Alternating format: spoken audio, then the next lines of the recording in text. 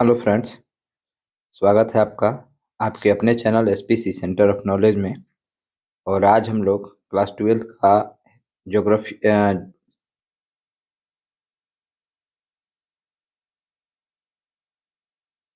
Hello students, welcome to my channel SPC centre of knowledge. और आज हम लोग क्लास 12th का जो पॉलिटिकल साइंस है उसके कुछ विगत वर्षों में जो ऑब्जेक्टिव प्रश्न पूछे गए हैं उन सभी प्रश्नों को एक बार लेके फिर से उपस्थित हैं। तो चलिए, अगर आप हमारे चैनल पर पहली बार हैं तो चैनल को सब्सक्राइब करके बेल आइकन को प्रेस कर लें ताकि नोटिफिकेशन जो है आप तक पहुंचता रहे और आप अपने बोर्ड एग्जाम की तैयारी जो है बेहतर से बेहतर करते रहें। चलिए वीडियो को शुरू करते हैं। पहला आपका क्वेश्चन है कि किस समिति की अनुशंसा पर भारत में प्रथम बार पंचायती राज संस्थाओं का गठन किया गया था। क्या पूछ रहा है कि किस समिति की अनुशंसा पर भारत में प्रथम बार पंचायती राज संस्थाओं का गठन किया गया था, सॉरी, क्या किया पूछ रहा है कि किया गया था। पहला ऑप्शन दिया है अशोक मेहता समिति, दूसरा ऑप्शन दिया है गिरधारी लाल व्यास समिति, तीसरा दिया है सादिक अली समिति और चौथा दिया है बलवंत राय मेहता समिति। तो इसका राइट आंसर हो जाएगा ऑप्शन डी, बलवंत राय मेहता समिति। अगला प्रश्न है कि निम्नलिखित में से कौन भारतीय संघीय व्यवस्था की विशेषता नहीं है। क्या कह रहा है कि निम्नलिखित में से कौन भारतीय संघीय व्यवस्था की विशेषता नहीं है। तो इसका जो आंसर होगा, इस चारों ऑप्शन जो दिया गया है इसमें से लगभग चारों का चारों जो है नहीं है। इसका आंसर होगा संसद की सर्वोच्चता। क्या होगा? संसद की सर्वोच्चता।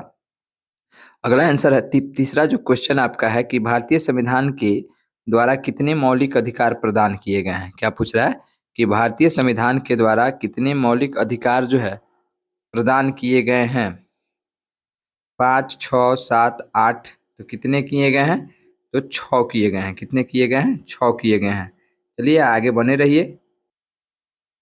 अगला जो है आपका कि भारतीय संविधान का कौन सा अनुच्छेद निर्वाचन के लिए प्रावधान करता है। क्या पूछ रहा है कि भारतीय संविधान का कौन सा अनुच्छेद निर्वाचन के लिए प्रावधान करता है।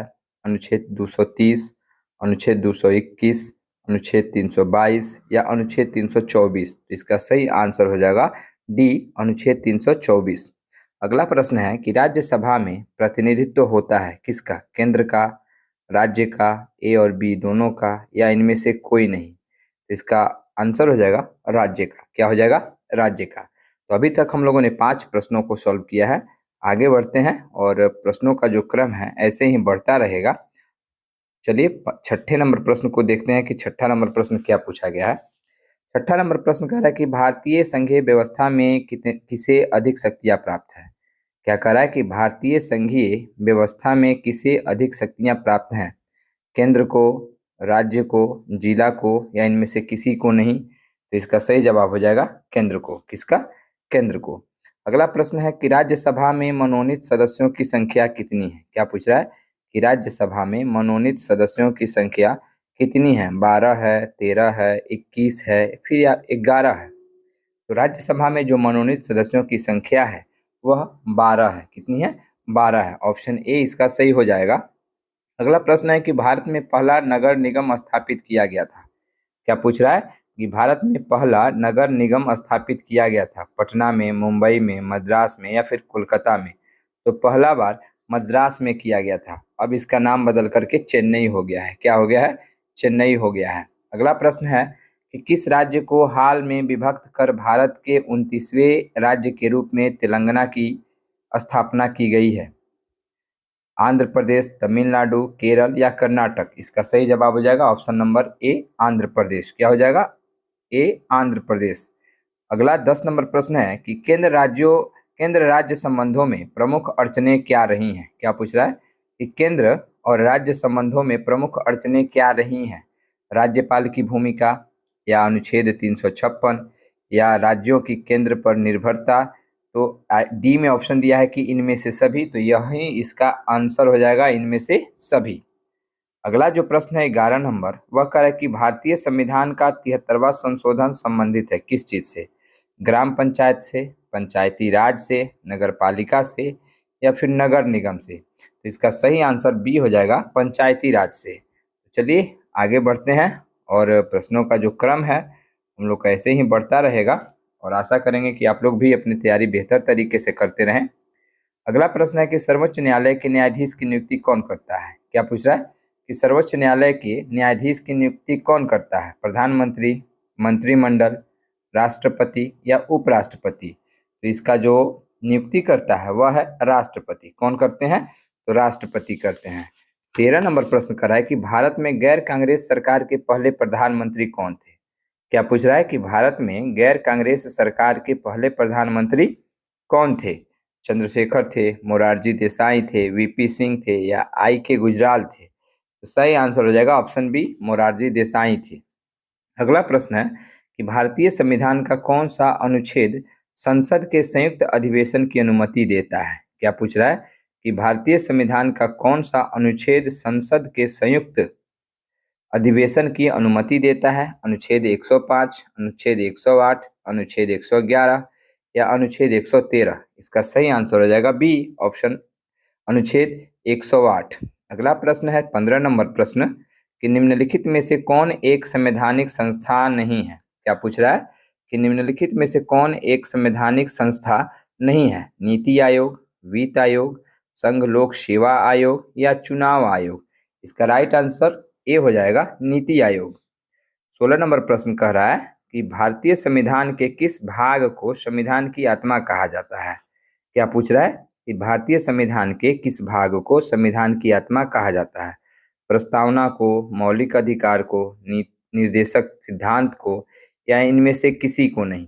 इसका आंसर हो जाएगा प्रस्तावना को। ऑप्शन ए इसका सही हो जाएगा। क्या हो जाएगा? ऑप्शन ए इसका सही होगा, प्रस्तावना को। अगला प्रश्न है कि संविधान सभा के अध्यक्ष कौन थे? क्या पूछ रहा है? संविधान सभा के अध्यक्ष कौन थे?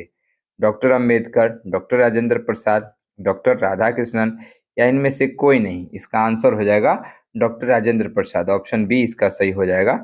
अगला प्रश्न है कि संविधान द्वारा किस भाषा को राजभाषा का दर्जा दिया गया है? क्या पूछ रहा है कि संविधान द्वारा किस भाषा को राजभाषा का दर्जा दिया गया है? अंग्रेजी, उर्दू, हिंदी या हिंदुस्तानी? तो यह दिया गया है ऑप्शन सी, हिंदी को। किसको दिया गया है? हिंदी को। और यह दिया गया था 14 सितंबर 1949 ईस्वी को। चलिए आगे बढ़ते हैं हम लोग, और प्रश्नों का जो क्रम है ऐसे ही बढ़ता रहेगा। 19 नंबर प्रश्न से हम लोग को देखना है। 19 नंबर प्रश्न कह रहा है कि भारत संयुक्त राष्ट्र संघ का सदस्य कब बना? क्या पूछ रहा है कि भारत जो है संयुक्त राष्ट्र संघ का सदस्य कब बना? 1945 में, 1947 में, 1950 में या 1952 में? तो भारत जो है संयुक्त राष्ट्र संघ का सदस्य बना था कब? तो 1945 में। कब बना था? 1945, 26 जून 1945। याद रखेंगे हम लोग, 26 जून 1945। क्या है? तो 26 जून 1945। 20 नंबर प्रश्न कर रहा है कि किस देश ने नाटो में अमेरिकी नेतृत्व का विरोध किया था? क्या पूछ रहा है कि किस देश ने नाटो में अमेरिकी नेतृत्व का विरोध किया? ब्रिटेन, फ्रांस, जर्मनी या इटली? इसका सही आंसर हो जाएगा फ्रांस। क्या हो जाएगा? फ्रांस। 21 नंबर प्रश्न कह रहा है कि सौराष्ट्र किस राज्य का अंग है? क्या पूछ रहा है? सौराष्ट्र किस राज्य का अंग है? महाराष्ट्र का है, राजस्थान का है, कर्नाटक का है या फिर गुजरात का है? तो इसका सही आंसर हो जाएगा गुजरात का है। किसका है? गुजरात का है।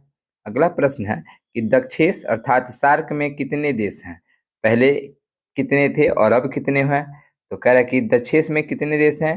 5, 6, 7, 8। तो पहले जो थे वह 7 थे, एक अफगानिस्तान जो है वह बढ़ गया तो अब 8 हो गया है। इसलिए इसका ऑप्शन नंबर डी सही हो जाएगा। अगला प्रश्न है कि सुरक्षा परिषद में अस्थायी सदस्यों की संख्या कितनी है? क्या पूछ रहा है कि सुरक्षा परिषद में अस्थायी सदस्यों की संख्या कितनी है? 5, 6, 7 या 14? इसका सही आंसर हो जाएगा ए, 5। अगला प्रश्न है कि पूना पैक्ट संबंधित था किससे?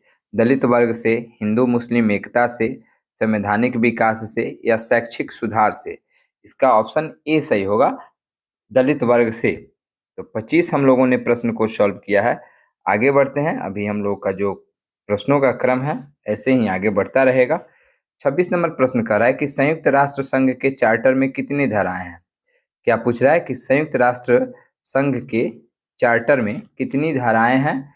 तो 111 धाराएं हैं। और अगर चैप्टर पूछे तो 19 चैप्टर है। कितना चैप्टर है? 19 चैप्टर है और 111 धाराएं हैं। आगे देखते हैं 27 नंबर प्रश्न कह रहा है कि संविधान के किस अनुच्छेद में केंद्र और राज्य के बीच विधायी संबंधों का उल्लेख है। क्या पूछ रहा है कि संविधान के किस अनुच्छेद में केंद्र और राज्य के बीच विधायी संबंधों का उल्लेख है।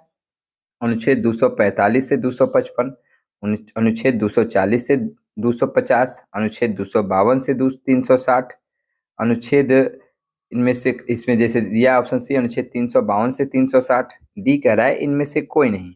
इसका ऑप्शन ए सही होगा, अनुच्छेद 345 से 255 के बीच।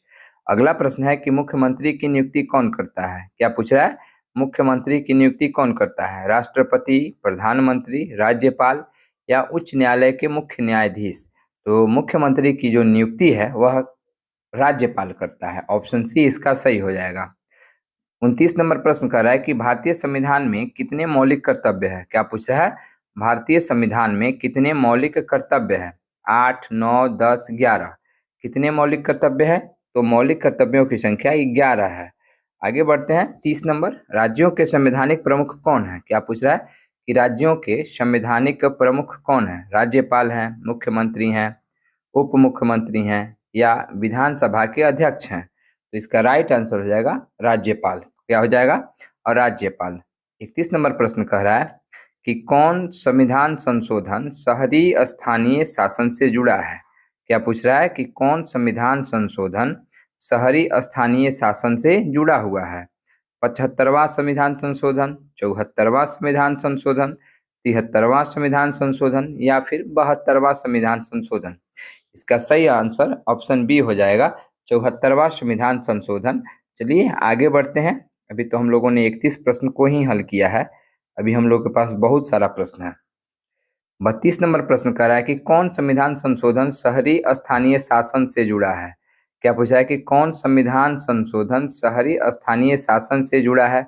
वहाँ संशोधन को जो था क्रम वाइज दिया गया था, यहाँ देश को दिया गया है। यूएसए, रूस, दक्षिणी अमेरिका, अफ्रीका और भारत। इसका सही जवाब हो जाएगा भारत। क्या हो जाएगा दोस्तों, भारत।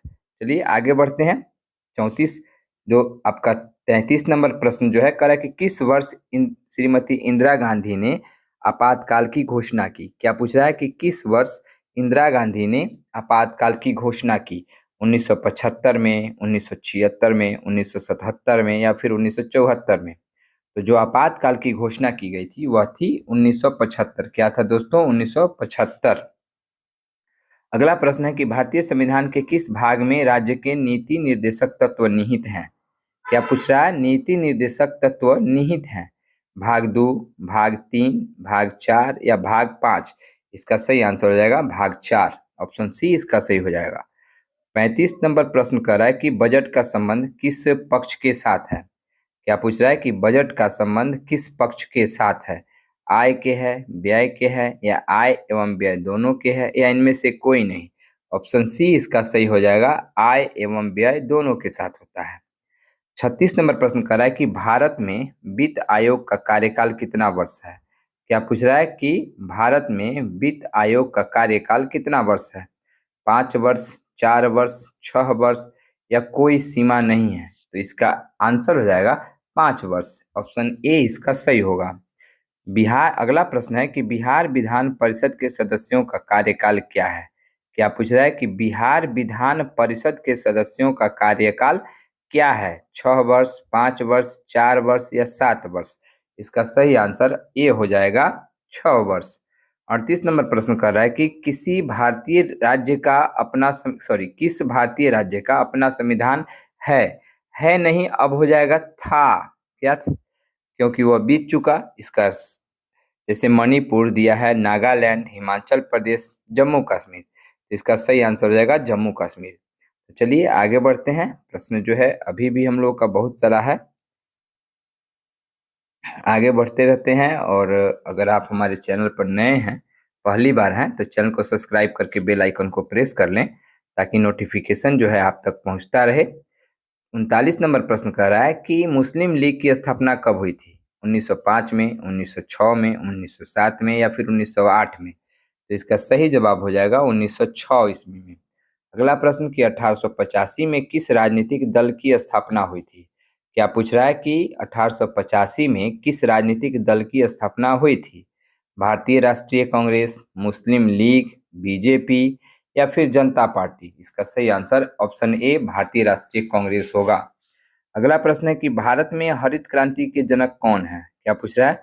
भारत में हरित क्रांति के जनक कौन है? एम.एस. स्वामीनाथन है, कुरियन है, यू.आर. राव है या बी.जी. देशमुख है? इसका हो जाएगा, जैसे दिया है एम.एस. स्वामीनाथन, कुरियन, फिर दिया है यू.आर. राव या बी.जी. देशमुख, जो दिया गया है वह है। कह रहा है कि भारत में हरित क्रांति के जनक कौन है? तो जैसे दिया है एम.एस. स्वामीनाथन, कुरियन, यू.आर. राव या बी.जी. देशमुख। इसका सही जवाब हो जाएगा ऑप्शन ए। क्या हो जाएगा? Option A, M S. स्वामीनाथन। अगला प्रश्न है कि भारत की पहली महिला राष्ट्रपति कौन थी? क्या पूछ रहा है कि भारत की पहली महिला राष्ट्रपति कौन थी?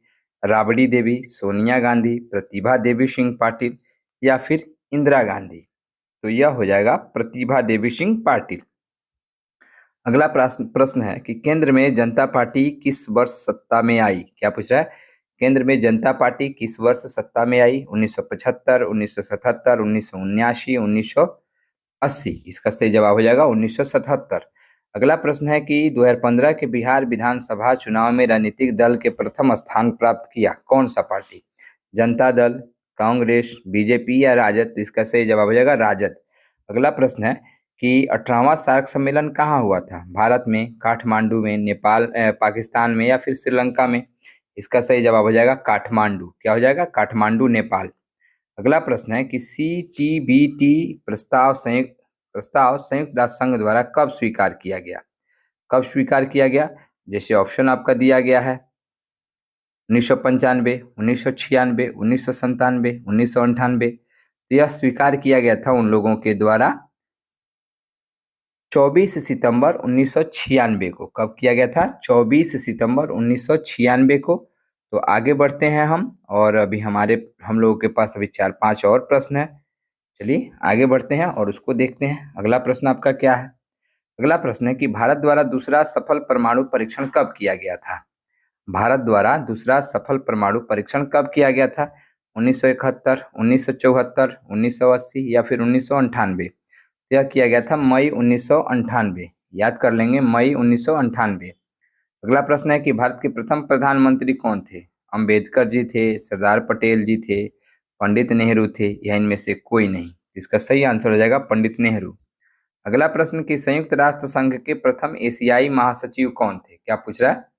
संयुक्त राष्ट्र संघ के प्रथम एशियाई महासचिव कौन थे? बान की मून थे, यूथांट थे, कोफी अन्नान थे या बुतरस घाली थे?